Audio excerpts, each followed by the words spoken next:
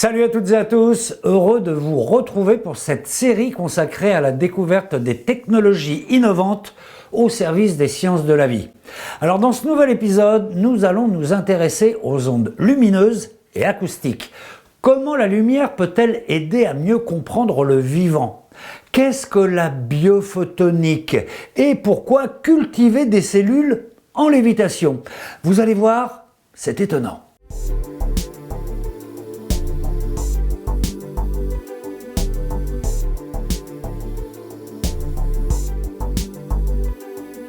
Alors depuis que les scientifiques ont découvert le moyen de rendre les échantillons biologiques sensibles à la lumière, les techniques basées sur les propriétés des ondes lumineuses progressent rapidement.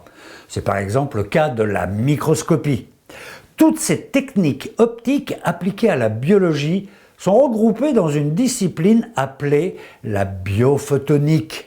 Cette biophotonique rassemble différents scientifiques, des biologistes, des physiciens, des ingénieurs, des chimistes et d'autres encore qui mettent en commun leurs compétences pour améliorer les outils et aller plus loin dans la compréhension et l'observation du vivant. Regardez. La fusion de l'optique et de la biologie a considérablement fait progresser l'étude et la compréhension des organismes vivants.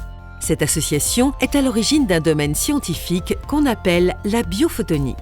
Elle consiste à s'appuyer sur des techniques optiques et les propriétés de la lumière dans le but d'observer, d'analyser ou de manipuler la matière vivante. Tout a commencé en trouvant le moyen de rendre les échantillons biologiques sensibles à la lumière. Une des découvertes plus importantes qui a déclenché le développement de la biophotonique, c'était la découverte de la protéine fluorescente verte. C'est une protéine qu'on trouve dans des méduses et qui a la propriété d'émettre de la lumière fluorescente verte quand il est illuminé avec de la lumière soit vert, soit ultraviolet. Et donc on s'est rendu compte que quand on met ces protéines à l'intérieur de la cellule ou dans des compartiments cellulaires, il est possible donc de rendre cette cellule fluorescente et donc de les voir avec des microscopes à fluorescence. Grâce à cette technique, les scientifiques détectent la présence et localisent des molécules fluorescentes. Cela leur permet notamment d'étudier les tissus biologiques et la morphologie ou le fonctionnement de la cellule, l'unité de base de tous les êtres vivants. Par exemple ici, la structure de la cellule apparaît en rouge et son noyau en bleu. Ici, les scientifiques étudient les mécanismes d'infection d'une cellule en vert par des bactéries en rouge. Petit à petit, les techniques se sont perfectionnées pour répondre à de nouveaux enjeux. Selon la question biologique, il est devenu nécessaire de pouvoir regarder des objets très petits, mais aussi regarder plusieurs cellules, regarder des cellules dans des gros volumes, regarder des cellules très en profondeur dans des tissus épais ou même dans des animaux vivants. Et donc tout ça a demandé le développement des techniques de microscopie de plus en plus performantes. Aujourd'hui, il existe plusieurs façons d'observer le vivant en combinant la fluorescence avec des dispositifs optiques sophistiqués. Parmi eux, il y a la microscopie confocale. Elle permet d'obtenir des images beaucoup plus nettes qu'avec un microscope traditionnel. Avec la microscopie biphotonique, les scientifiques obtiennent des images de cellules situées en profondeur dans les tissus comme ces neurones. Autre exemple, la microscopie super résolue permet de localiser une molécule avec une précision de quelques nanomètres seulement. De manière générale, les progrès de la biophotonique permettent d'étudier le vivant de façon beaucoup plus précise. Après, on a commencé à s'intéresser de pouvoir imager la propagation de signaux cellulaires. Notamment ça, dans le domaine de la neurosciences, c'est quelque chose de très important parce que pour comprendre comment le cerveau marche, il faut essayer de comprendre comment les signaux ils se propagent à l'intérieur des cellules neuronales. Désormais, il est possible de suivre l'activité des neurones en temps réel avec une précision de l'ordre de la milliseconde. Plus étonnant encore, les scientifiques contrôlent eux-mêmes l'activité électrique des neurones. Pour cela, certains d'entre eux sont rendus sensibles à des longueurs d'onde particulières de la lumière. Puis, ils sont éclairés pour induire l'émission d'un signal électrique. Résultat, les chercheurs activent plusieurs neurones de manière très sélective dans des gros volumes. On appelle cette technique l'optogénétique, une nouvelle façon de comprendre le fonctionnement du cerveau. Par exemple, on peut avoir 3 types cellulaires qu'on pense peuvent être impliqués dans le contrôle d'une certaine fonction. Et donc on a pu marquer de manière sélective les 3 types cellulaires, après avec la lumière exciter soit un type soit l'autre, et voir lequel effectivement contrôle la fonction qu'on est en train d'étudier. Même si la biophotonique progresse à grands pas, il y a encore un certain nombre de défis à relever. Il y a un gros effort à trouver des solutions qui nous permettent de regarder plus en plus en profondeur. Après, de pouvoir arriver à miniaturiser des microscopes de manière à pouvoir les fixer sous les animaux, ce qui nous permet de pouvoir analyser ce qui passe à l'intérieur, par exemple du cerveau, dans un environnement plus proche d'un environnement physiologique. Mais l'innovation dans ce domaine nécessite des instruments coûteux. C'est pourquoi la recherche en biophotonique s'appuie sur des programmes qui apportent un soutien financier, comme le dit Mélicite. D'ailleurs, celui-ci a un autre rôle essentiel.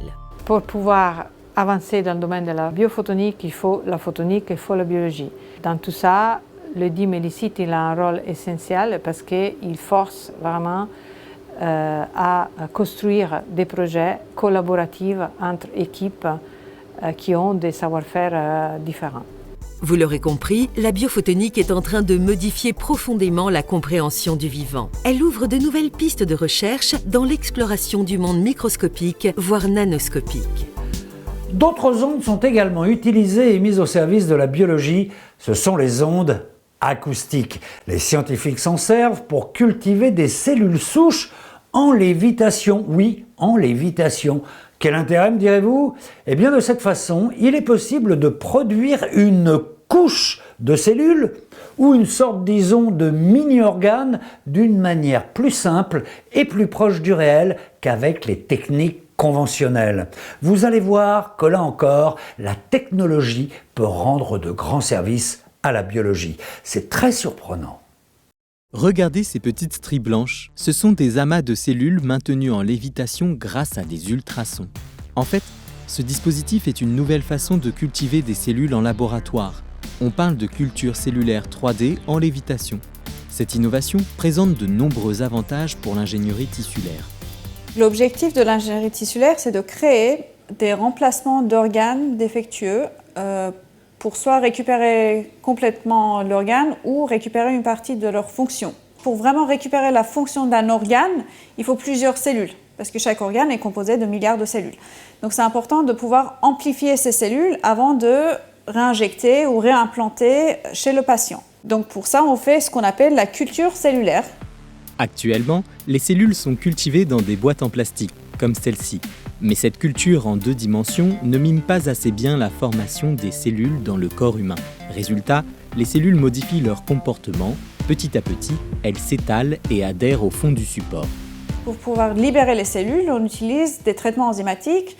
Ces traitements sont souvent assez agressifs et au fur et à mesure, ça induit un vieillissement précoce des cellules.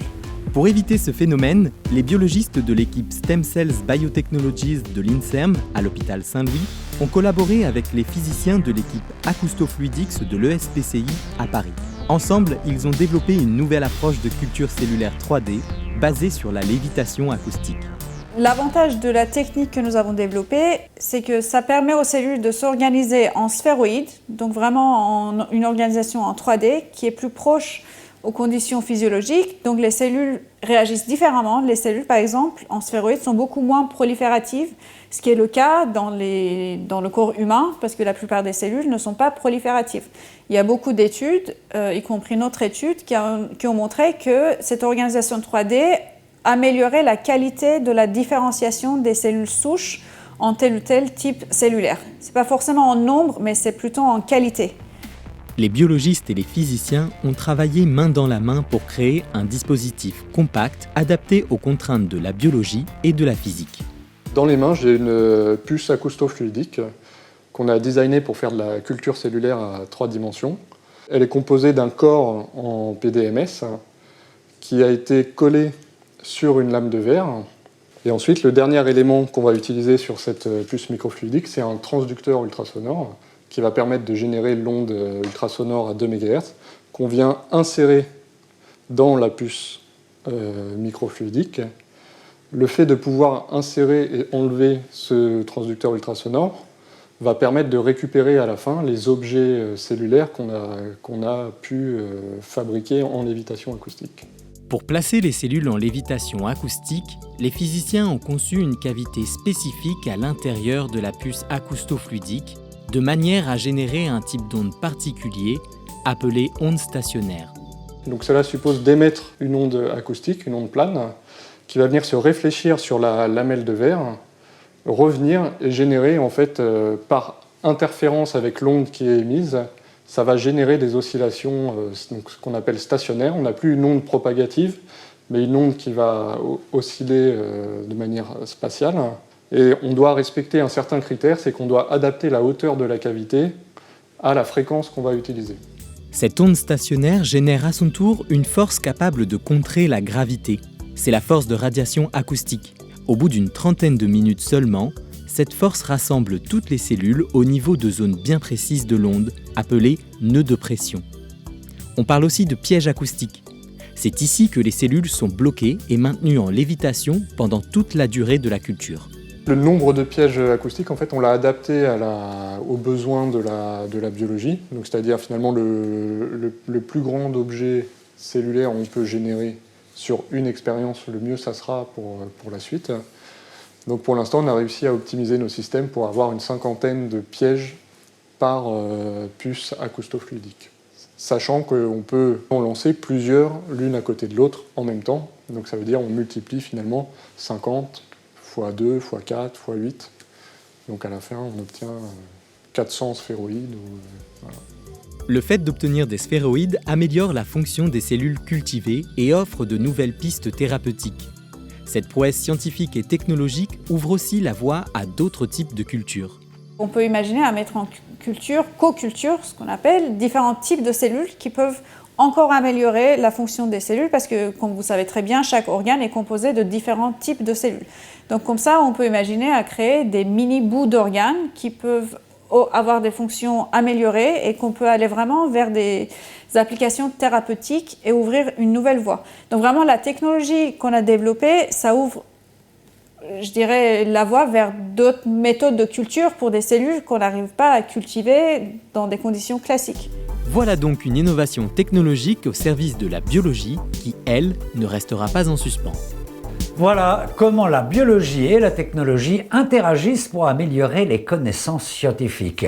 Et si vous voulez en savoir plus, je vous conseille d'aller visiter le site du DIM Elicit, le réseau francilien des technologies innovantes pour les sciences de la vie.